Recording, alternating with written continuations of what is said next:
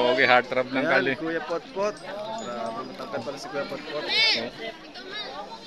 Layo ng pinagtagpuan. Kaya nga po.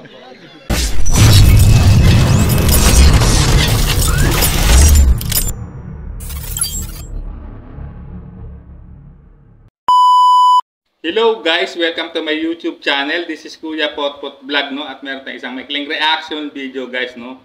Ito yung pagkikita po ng heartthrob ng Kalingap na si Kalingap Edu at ang diwata ng Benguet na si Miss Benguet, no? Talagang nagkita na sila at nagkakilala po guys. So bago tayo magsimula ay mag-shoutout po muna tayo. May galap shoutout po sa ama ng Kalingap na si Kuya Bal Santos Matubang, Ate Edna Vlogs, Kalingap Rab, sampu ng kanyang mga kasamahan.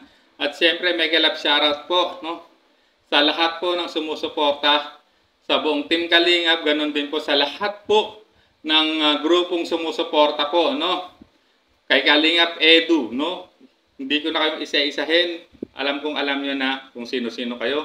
Mega love shoutout po sa inyong lahat at isang mapagpalang umaga, tanghali o gabi mga Kalingap saan man kayong sulok ng mundo naroroon, naway lagi po kayong gabayan ng ating puong may kapal. So guys, simulan natin ang maikiling reaction video guys, no?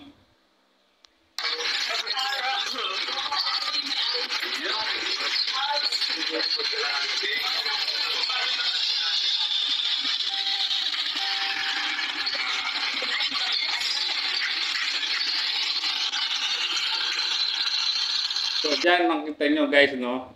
Kinakausap o nag-uusap sila ni Kalingap Edu at si Miss Benguet, no? Nagkakaroon sila ng conversation, no? Sa tingin ko parang ini-explain ni Miss Benguet yung about dito sa Baguio guys, no? Siyempre ay siya ay Miss Benguet, siya yung masasabi nating tourism ambassadress po ng Benguet, no? At which is ang Baguio po ay parte po ng Benguet yan. So talagang ginagawa lang niya yung trabaho niya bilang mag-entertain at anuhin po yung mga turistang katulad po ng Team Kalingap, no? Yan, at ni Kalingap Edu guys, no? So wala namang ibig sabihin ng pag-uusap ng dalawa guys, no? Nagkakaroon lang sila ng casual conversation, no? Kung basta nagpakilala lang po sila sa isa't isa guys. So sundan po natin kung ano po nila, ha?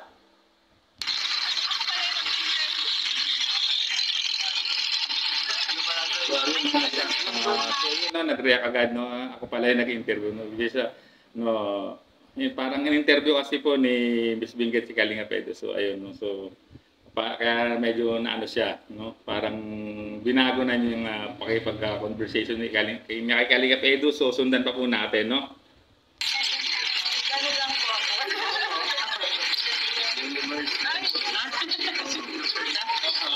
Single ka, diba? Si Miss single ka po? Complicated. Yari sino wala to.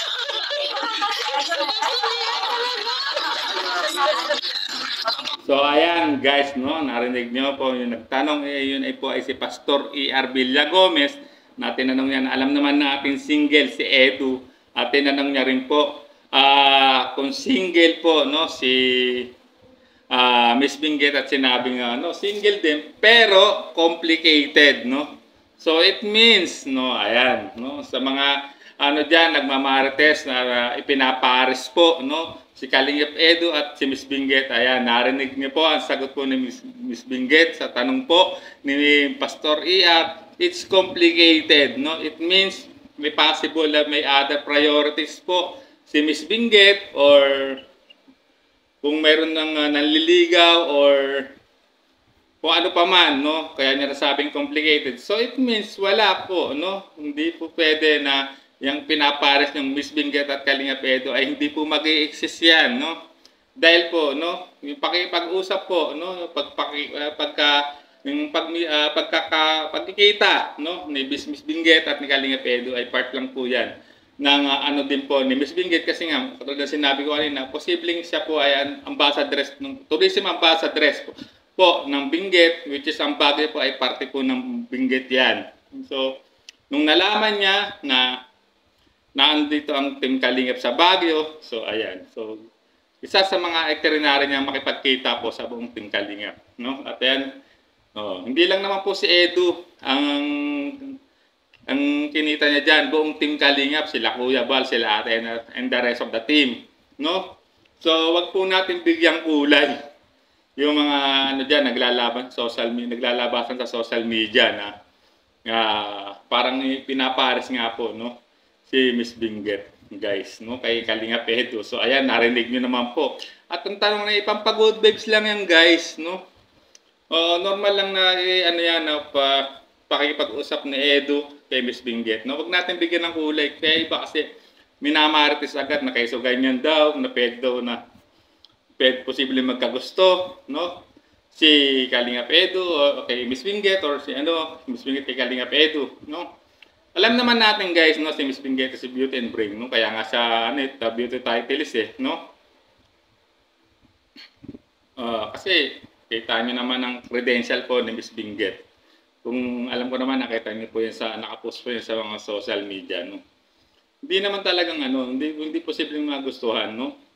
Hindi naman, kahit ni Kalingap or Nino man, no? Pero tulad ng sinabi ko, complicated nga. Sinagot na nga po ni Miss Benguet ang kanyang status. It's complicated. So, ayan. So, para manahimik po ang lahat, no? Lalo na yung mga nagmamartes po labang kay Kalingap Edu, na alam naman natin na talagang gumagawa ng ingay, no?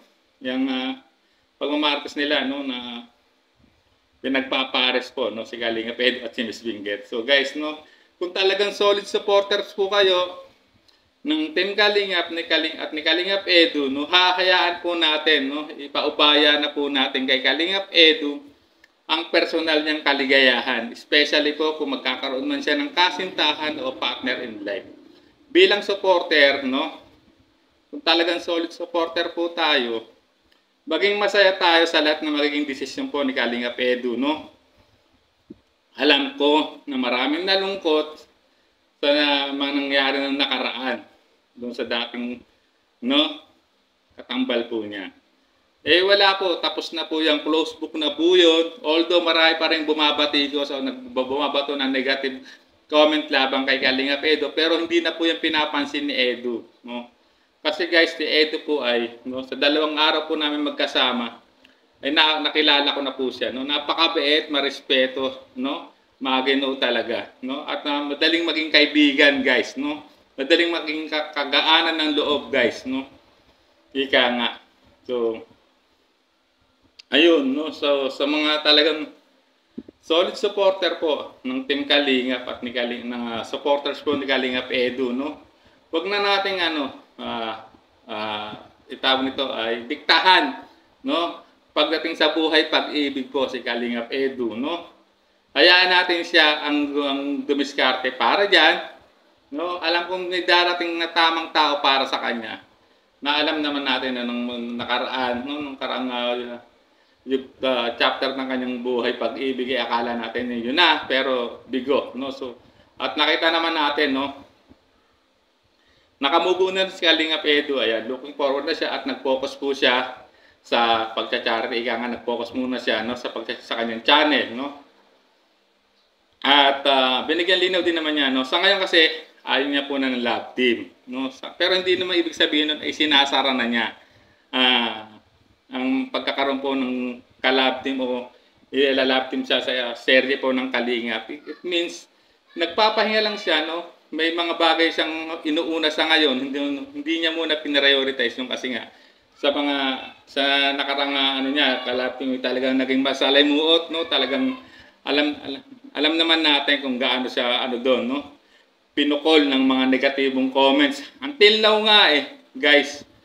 So maging masaya na lang po tayo, no, sa mga lahat ng ginagawa at nagiging desisyon po ni Kalingap Edu kung talagang solid supporter po tayo. At ayan, tulad po ng kay Miss Benguet, yung pagkikita nila ni Miss Benguet ay wag po natin bigyan ng ibang kahulugan, no.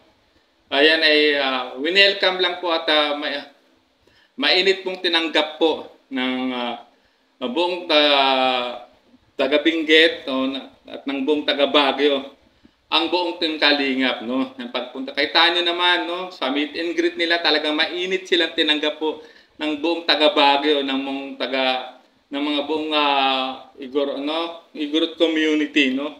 Talagang grabe po yung pagtanggap na pinakita po nila, no? Sa buong Team Kalingap, no? Hindi lang po kay Kalingap Edu, sa buong Team Kalingap. So, ayan. So, naway maintindihan nyo itong aking pagpapaliwanag itong point of view ko, no? Na inano ko ngayon tungkol dyan kasi sa mga naglalabasan kung ano mga binibigyang kulay po yung pagkita po ni Kalingap Edu kay Miss Benguet. So, naway lawakan natin ng pangunawa at na hindi lahat po ng bagay ganyan ay binibigyan ng ibang kahulugan, no? Na yung pagkikita po ni Kalingap Edu at ni Miss Benguet, no? So, hanggang dito na lang ating reaction video. Maraming salamat po, no? Bago tayo tuluyang magpaalam, may mag-shoutout po muna tayo. Mega love shoutout po kay Marie Pineda, Emerita Sario, Margaret Lim Iw, sa kanyang pinsan na si Ate Marina, Maribel Yap Kabasag, Somebody, Eli Pinay, Heart Cell, Shaina Gabriel, Leve de Guzman, at sa buong Team Trulala, shoutout po sa inyong lahat, lalo na kay Mama Marilyn TV, shoutout po sa inyo, at sa lahat po ng sumusuporta sa buong Team Kalima, at siyempre mega love shoutout po sa lahat po ng taga Baguio, maraming salamat po sa mainit yung pagtanggap po sa buong Team Kalingap nung nagpunta po dyan ang Team Kalingap sa Baguio. So maraming salamat po. So hanggang dito na lang ating reaction video. Maraming salamat po. This is Kuya Potot Vlog saying bye-bye!